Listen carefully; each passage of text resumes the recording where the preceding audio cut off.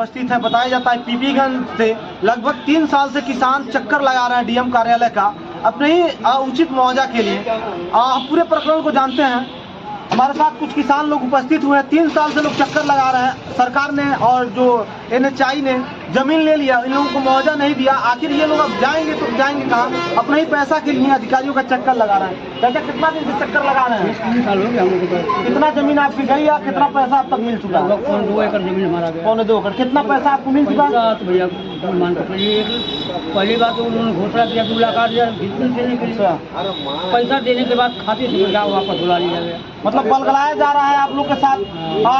औने पौने दाम में सोचा जा रहा है कि अब 1,60,000 के हम लोग पैसा पहले 2,20,000 था, सीधा 1,16,000 घट गया। हाँ घट गया। उसके बाद ये हुआ कि आप लोग एडमिशन में आइए। हम लोग एडमिशन में आए हैं। माननीय डीएम साहब को वहाँ बार जब आपकी जमीन लिया गया तो क्या कहा गया कि कितने दिन में पैसा आ जाएगा कि नहीं आएगा? उन्होंने वादा किया था कि पैसा भुगतान करने के बाद ही आप जमीन का काम करेंगे। तो ऐसा हुआ आपके साथ? नहीं हुआ। पहले काम चालू हो गया तब पैसा काम खत्म हो चुका। काम खत्म हो चुका, पेमेंट नहीं। चाचा आपको पैसा अगर नहीं मिलेगा तो अगला कदम क्या करिएगा? तो आपकी जमीन जा चुकी है। ऐसा कि हमारे सामने एक समस्या है कि मैं मुख्यमंत्री के क्षेत्र का रहने वाला हूँ। पहली बात तो ये होगा कि मैं अपने खुद मुख्यमंत्री से मिलूंगा, अपनी पीड़ा को उनसे कहेंगे। तो मान लीजिए आपके घर के अंदर जनता, माननीय जी तो आदेश तो कर चुके हैं तो किसी पर किसान भाइयों को दिक्कत नहीं होगी। नहीं तो दिक्कत नहीं, लेकिन हम अपनी समस्या कहेंगे तो समझेंगे, मेरी पीड़ा को समझेंगे।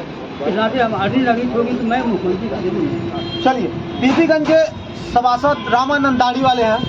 हम जानते हैं नेताजी 3 साल से बीते आप चक्कर लगा रहे हैं। क्या लगता है आप एक नेता है, आज सत्ता में भी है, आपको भी इग्नोर किया जा रहा है, ऐसा लगता है? सबसे पहले मैं अपना परिचय दे दूं कि मैं आज जो आया हूं नेता के रूप में नहीं आया, किसान के रूप में। मैं किसान के रूप में आया हूं और मेरी भी जमीन 40 डिसमिल गई है। अभी मेन रोड की जमीन गई है। मेरा उसमें मकान बना था, बाउंड्री हुआ था, लेकिन आज तक मेरा जो है भुगतान अभी नहीं हो पाया।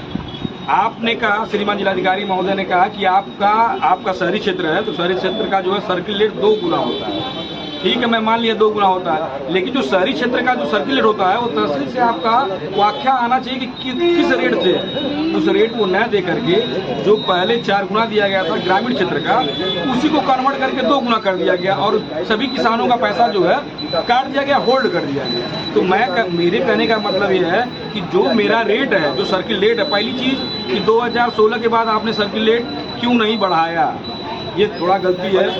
और ये होना चाहिए कि 2016 के बाद का आज 2025 चल रहा है, सर्किल रेट बढ़ा करके जो हम लोग का उचित मुआवजा है, उचित मुआवजा दिया जाए और देना भी चाहिए। कि नेताजी अब रोड भी लगभग फाइनल होने वाला है जी, अब क्या करिएगा आप लोग? जैसे देखिए, रोड तो बन रहा है और बनना भी चाहिए। हम लोग को कोई आपत्ति नहीं कि रोड न बने, लेकिन जो हम लोग का रेट है, हम लोग का अभी जो भुगतान है वो भुगतान मिल जाए, क्योंकि हम लोग भी तो उस जमीन से जो हम लोग का जमीन गया है, कहीं ना कहीं जमीन हम लोग खरीदेंगे, हमारे भी बाल बच्चे हैं, हम लोग भी मान लीजिए माननीय मुख्यमंत्री जी के भी जो है बच्चे हैं, क्योंकि हम लोग जिला गोरखपुर से निवास मिलान करते हैं। तो जब जिला गोरखपुर से मैं उन्हीं के घर का मैं निवासी हूँ, तो पहली चीज तो हम लोग को तत्काल जो है तत्काल प्रभाव से आदेशित करना चाहिए श्रीमान जिलाधिकारी महोदय को कि आप त्वरित कार्रवाई करते हुए जो है भुगतान कर दें। लेकिन महाराज जी, मैं तो कम से कम 50 बार महाराज जी से जनता दरबार में मिला हूँ, लेकिन महाराज जी तो कहते हैं, लेकिन कारण क्या है, अधिकारियों में ऐसी क्या बात है, क्या नहीं बात है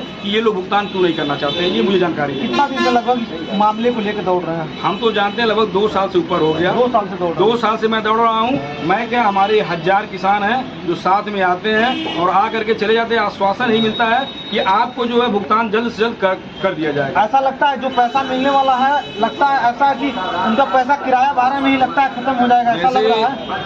अब मैं अपनी बात बता दूं कि मैं आज चाय में यहाँ पिया हूँ, तो आप सोच लीजिए कि मैं कितने तेजी में भाग करके आया कि डीएम साहब आए हुए, कम से कम मुलाकात करके मैं अपनी दुखड़ा व्यक्त कर। 2 साल से आप लोग दौड़ रहे हैं, 2 साल जो ऐसा तो लगता नहीं है सारे किसान हैं, जो किसान है अगर कमाएंगे तो खाएंगे क्या?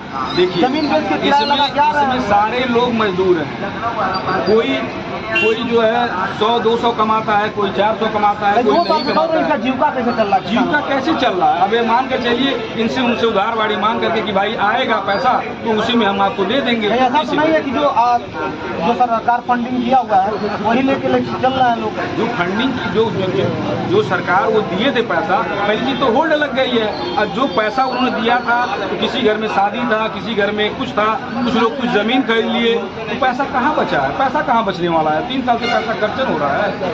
तो हम लोग तो बिल्कुल परेशान है, रोड पे आ गए हैं। तो हम लोग का मांग है श्रीमान जिलाधिकारी महोदय से कि जल्द से जल्द जो है, जो आपने कहा था कि 2 माह में आर्बिट्रेशन करने के बाद मैं आपको भुगतान कर दूंगा, लेकिन आपने किया नहीं। ये वायदा खिलाफी है। अगर इस तरह का अगर कृत्य करते हैं, अगर आप हमारे भुगतान को नहीं करते हैं तो हार मान करके हमको हाई कोर्ट का जो शरण लेना पड़ेगा। नहीं, और हम लोग आप इसके पहले बताए थे कि जिलाधिकारी महोदय आर्बिट्रेशन दाखिल करने के लिए कहे थे। जी। आपने आर्बिट्रेशन दाखिल कर दिया। जी, जी। उसके बाद भी रिस्पॉन्स आपको नहीं दिख रहा। श्रीमान जिलाधिकारी महोदय ने कहा था कि मैं 2 माह आप आर्बिट्रेशन दाखिल करवाइए और 2 माह में मेरा वादा है कि मैं 2 माह में भुगतान कर दूंगा। लेकिन 2 साल से ऊपर हो गए, लेकिन अभी तक हम लोग का भुगतान नहीं हुआ। और हम लोग प्रतिदिन आते हैं। अभी कल भी हम लोग आए थे, श्रीमान जिलाधिकारी महोदय से भी मिले थे, श्रीमान आयुक्त महोदय से भी मिले थे।